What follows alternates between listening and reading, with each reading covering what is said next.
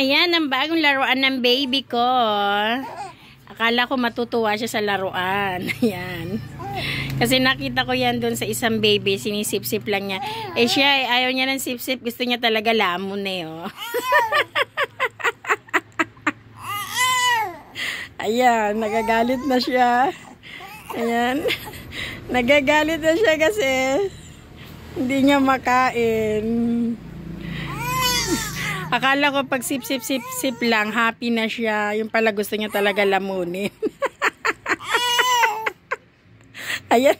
Galit na yung baby ko. Ayan. Galit na. Galit na siya.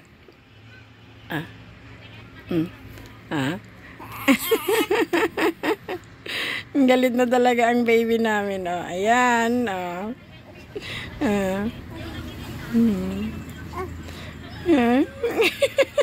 Ay, binalibaliktad na niya. Hindi talaga pwedeng makain.